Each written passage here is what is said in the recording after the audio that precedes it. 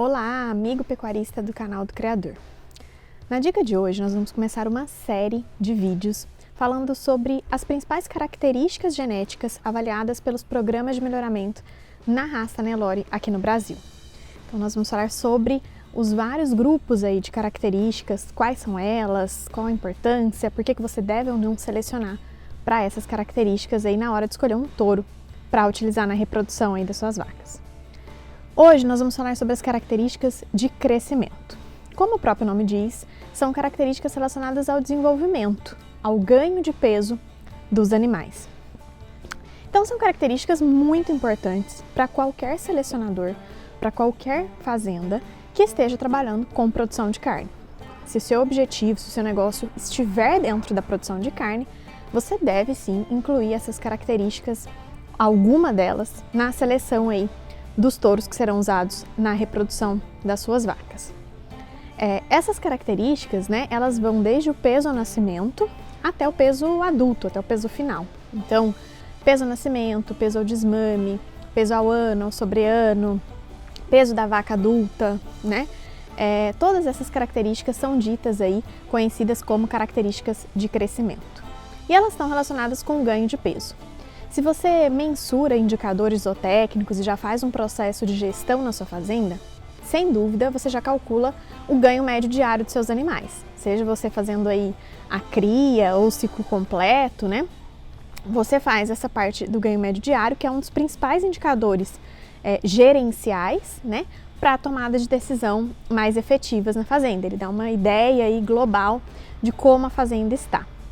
E animais, os touros que são superiores, que têm um valor genético superior para as características de crescimento, a expectativa é que os filhos, os descendentes desses touros, sejam também superiores para o ganho médio diário.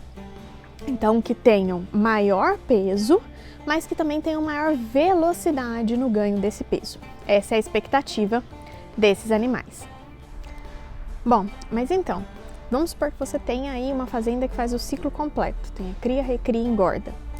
Então, o seu objetivo final lá é vender o boi para o frigorífico, quanto mais pesado, maior rendimento de carcaça, bom acabamento, melhor para você, certo?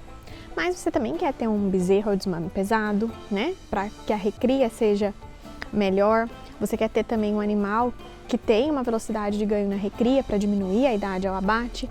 Então você deve selecionar para todas as características de crescimento, para peso ao desmame, para peso ao ano, ao sobreano, peso final? Não necessariamente, tá? Você tem que selecionar de acordo com o seu objetivo econômico.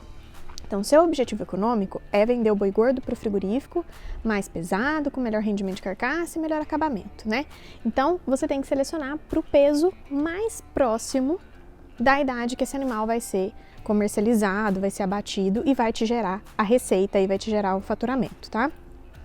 Por que você não precisa selecionar também para peso ao ano e para peso ao desmame? Porque essas características de crescimento, elas têm alta correlação genética. O que significa dizer que tem alta correlação genética e uma correlação genética positiva também?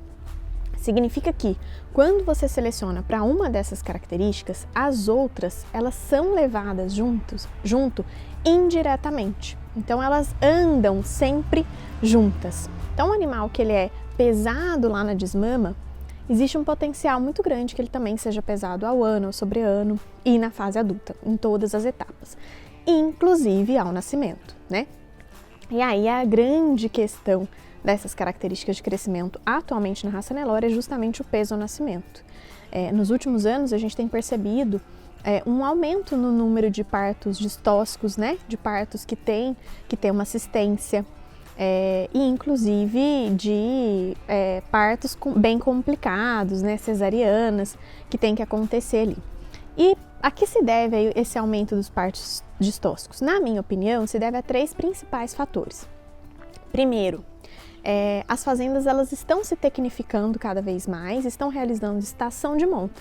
Quando a gente realiza uma estação de monta, a gente tem também uma estação de nascimento. Então, os partos, os nascimentos, eles são concentrados numa época do ano, o que faz com que a gente tenha um maior número de observações, de informações, que a gente visualize mais que tem partos com algum nível de dificuldade. O segundo motivo é que a gente também está inseminando as nossas novilhas cada vez mais jovens e mais leves. E nem sempre a fazenda dá um suporte nutricional adequado para que essa novilha, depois de inseminada, muito jovem, continue crescendo e se desenvolvendo até o parto.